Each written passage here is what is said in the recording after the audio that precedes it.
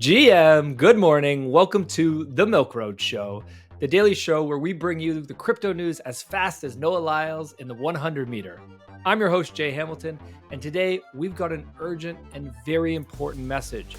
Right now is when a lot of people, yes, I'm talking about you, will make horrible mistakes in their investments. Why?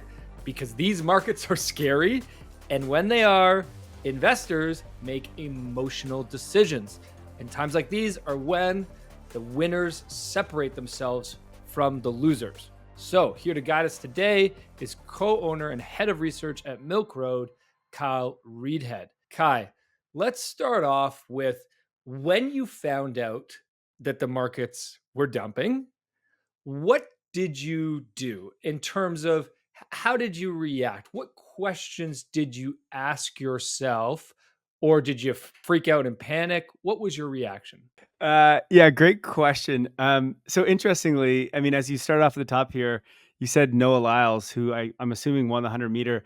I don't even You know didn't because know that? no, because I was away this weekend. I was at a cottage the whole weekend. I even signed off in Discord. I said to our pro members, I was like, look, might be a rough time. You know, we've obviously Friday was pretty rough. And I was like, but I'm just gonna have a beer. I sent a picture of me having a beer out in the lawn of the cottage by the lake. And it was like, I'm out. And so I actually missed everything that happened this weekend. I was on a boat all Sunday and didn't have cell service. My phone wasn't even there. And so I didn't see any of it until I got home. Late at night, I saw like we were down. I forget what the prices were at, but I didn't know why. And I didn't figure out until the next day. So it was actually Monday when I started to figure out. And that's when I actually started to ask questions. So it's nice that you asked this. The first questions I did ask actually, where I literally came in the Discord because I knew the Milk Road team was sort of on this and would have been know what was going on. I could have scrolled through Twitter, but speaking of emotions, that's the last thing you want to do is like scroll through Twitter and see everyone's just mayhem. And so I actually just went in Discord. I was like, guys, what is going on? Like, why are we down so bad right now? But the questions I asked myself is one, did my thesis break? That's the key thing you always want to ask in moments like this is did your thesis break? Go back to why are you actually investing? Why did you buy the assets that you're holding right now? That's why I always say when you invest, you want to write down your thesis. What is your reason that you're buying this stuff? For me, there's two things that I care about here. I'm buying crypto and I'm investing in crypto for two reasons. One, I mean, I think the tech itself is revolutionary, right? I think it's something that is going to change the world. I think there's a big reason for institutions, for people, for everyone around the world that are going to want to use this stuff. And so for me, we're in a secular trend of crypto adoption. Same with like we were in with the internet back in the 90s and 2000s. And so my first question is, well, did the tech break? Did something happen? Right. And as far as I could see, no, Ethereum was still rolling, Solana was still rolling, Bitcoin is still rolling. Nothing happened in terms of like the fundamentals of the technology. It still is working. People are still launching new apps. The devs are still deving. Everyone's still doing things, you know? And so nothing happened there. People didn't just wake up on Sunday and decide, you know what, crypto sucks, I'm not going to use it anymore. So I was like, okay, that's cool. The other thing that I think about when I invest, because I invest long term, which is another thing we got to talk about, I think, later in this episode, is okay, so we're in a secular trend of adoption of crypto. The tech is working, but I also like to optimize my investments based off cycles. And this is the business cycle. And so I asked myself, well, did something change in the macro cycle? I think this is the key one where I think maybe people were probably more confused with or unsure. But ultimately, the business cycle is driven by liquidity.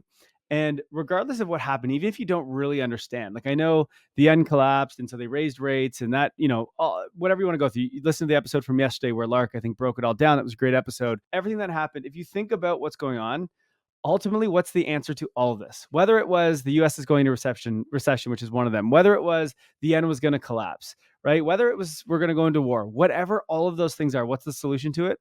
Lower interest rates, raise liquidity.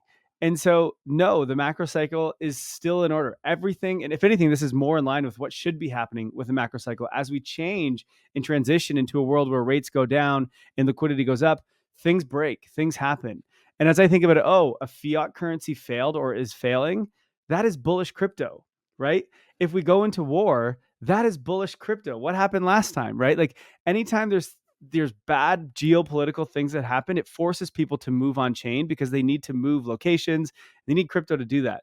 When traditional markets and traditional finance collapses, that's bullish crypto because what are we doing? We're fixing all the problems that we've created out of these financial markets, right? And so if we're going into recession, means we need to print money. Well, we're going to debase the currency. Crypto fixes that once again. So like all of these things that happened didn't change anything around the thesis of why I'm investing in crypto and why the cycle should continue as normal. And so for me, that was all I needed. I didn't need to go on Twitter or do anything else. I just need to go, oh, this is just a typical pullback in the middle of a bull market. Everything continues. And so for me, that just immediately should, if you understand it, alleviate your nerves, and you can start to make decisions based on there. Is there something you need to do? Sometimes you do need to change things. But at that instance, I was like, no, my strategy, my thesis all remains. I don't have to do anything here. All good. You say it's bullish crypto, but obviously that didn't appear or show itself in Yeah. price action. Now, explain when you say it's bullish crypto, I'm guessing that's more a result of time. It's bullish crypto in the long term, maybe not immediately does it have that impact. Talk about when you think about your investment thesis in moments like this, how do you think about time and your time horizon in your investment thesis?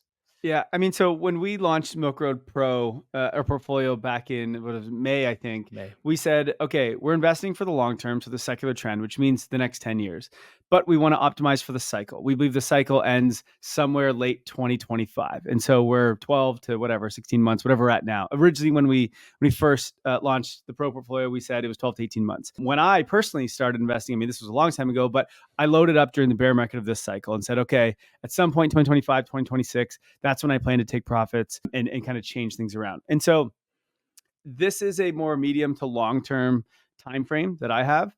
Others might be more short term and trying to trade around and make moves on a daily basis, a weekly basis. If that's the case for you, then it's different. Okay. If you were holding your assets and this thing pulled back 30% and you meant to trade around that, then okay, you made a mistake.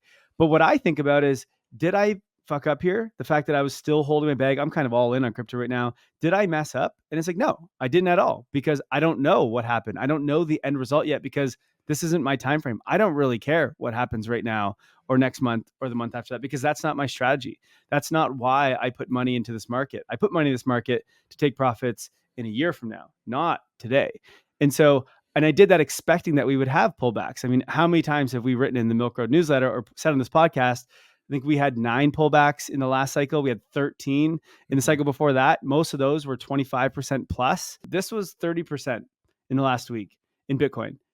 That's nothing. We have had, I mean, just last cycle, we had a 60 and a 70%, I think it was, just before COVID or during COVID. And so and then we've had a ton of 20 and 30 and 35% pullbacks.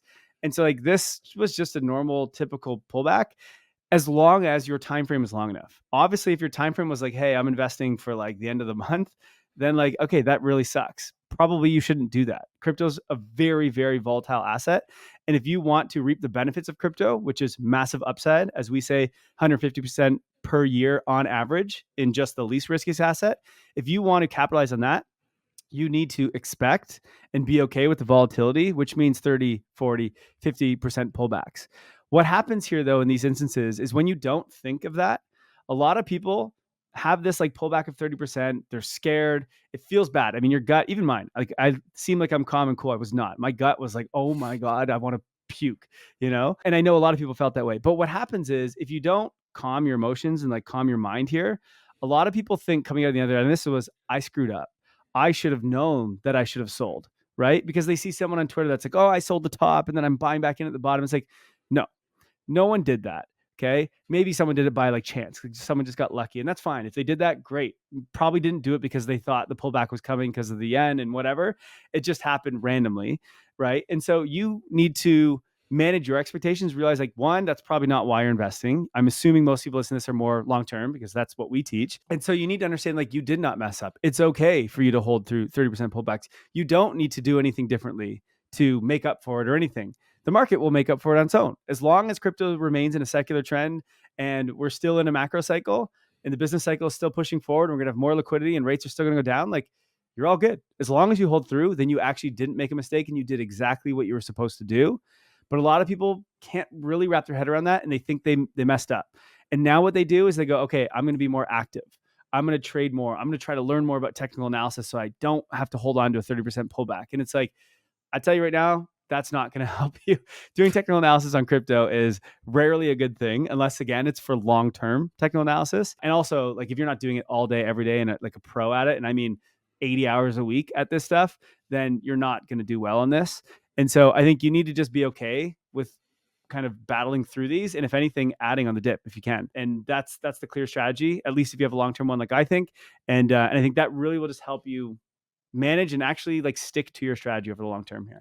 If you're listening to this and you are a long-term investor, and when I say long-term, a cycle-based investor, make sure you subscribe to this channel so that you stay up to date on all of our updates that we are giving you every day to make sure that moments like this don't fuck up your investments, because these are the moments when most people fuck it up. So subscribe right now. And also hit us up in the comments and let us know if we match your style, or if maybe you are a trader and you're a short-term investor. Would love to know what your guys' investment thesis is.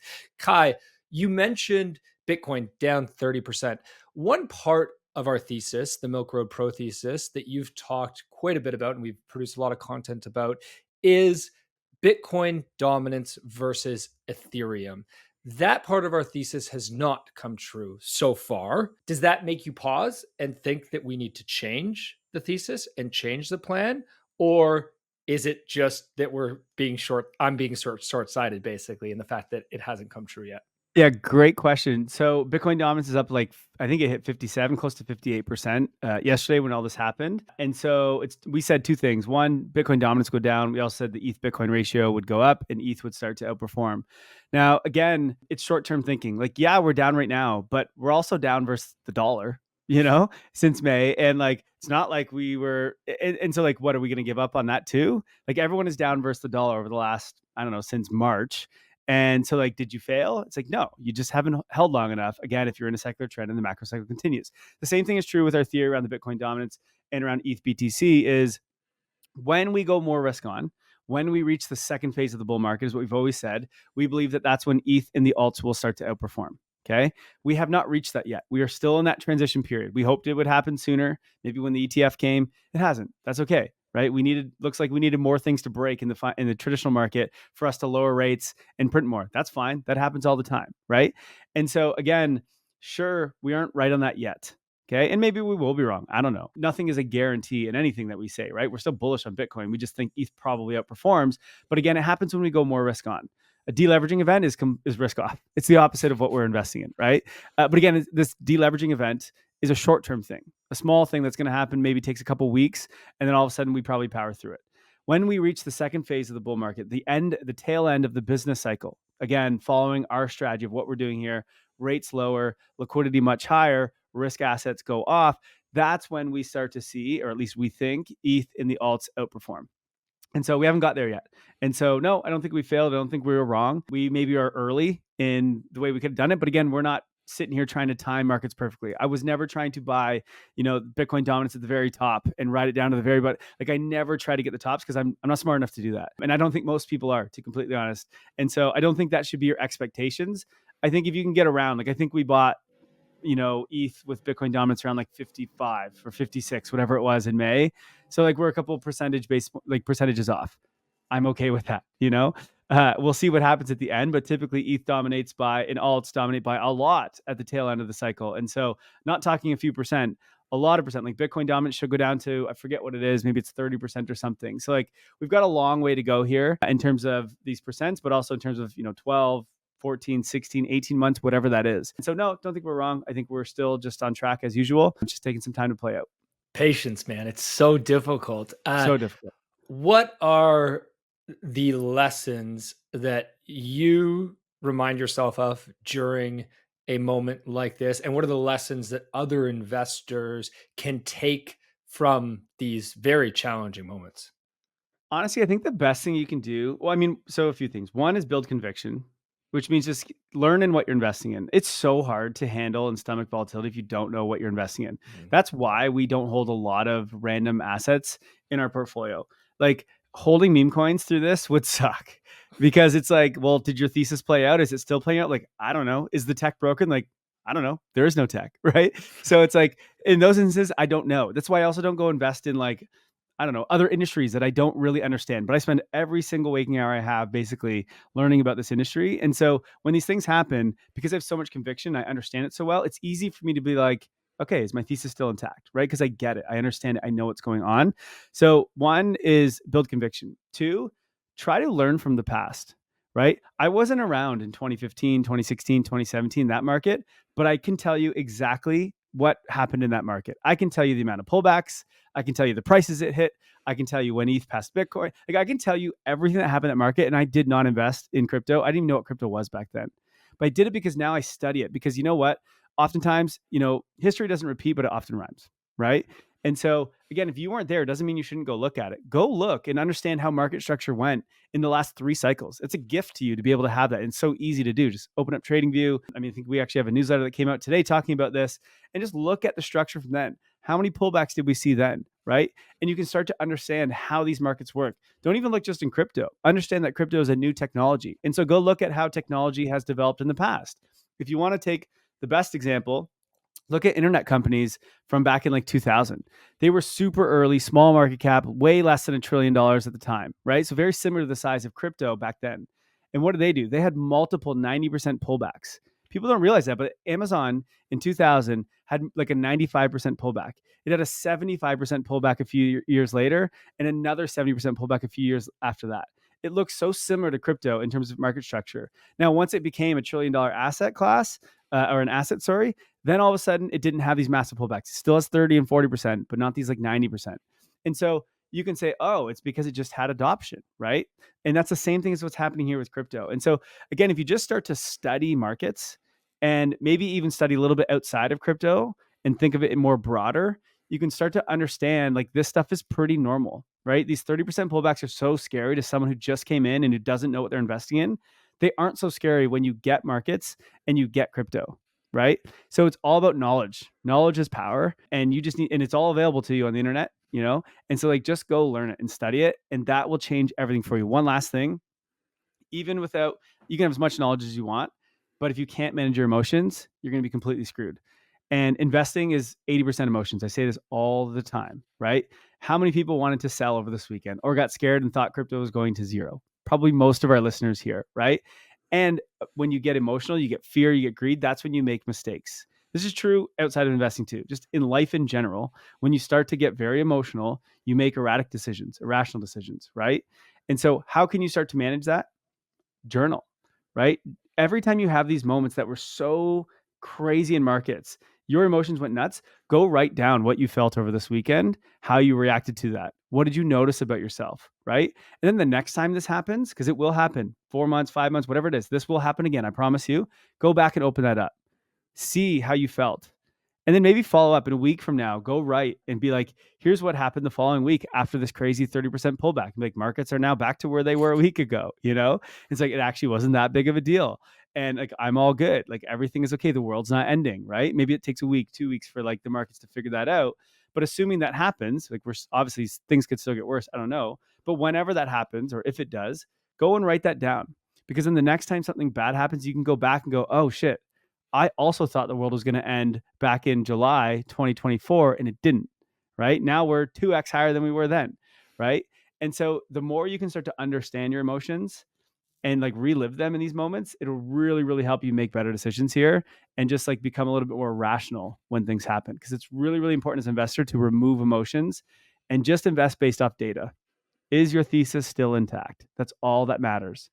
Fantastic, Kai. Thanks so much for walking us through all those wonderful tips. I want to know of you guys, how are you feeling? Are you feeling emotional? Are you feeling stressed? Did you buy the dip? Did you freak out and sell? Did you get liquidated on anything? We always love to hear how you guys are doing in your investments. And if you want direct access to us, make sure you go pro. As Kai said at the beginning of this episode, the first place he went was the Milk Road Pro Discord, which is our Discord where the Milk Road Pro team is active every single day. So you can ask us questions about what the fuck is going on and how you deal with it. So hit the link in the show notes, go pro today as well. We'd love to have you as a subscriber. So make sure you subscribe. So many of you listening to this are not subscribed to the show. And if you're not subscribed, you're not getting the latest updates. And then you're going to make mistakes in your investments. So make sure you subscribe. Smash the like button while you're at it. It helps us out so much. Remember, investing in crypto is risky. None of this is financial advice. You should only invest what you can afford to lose.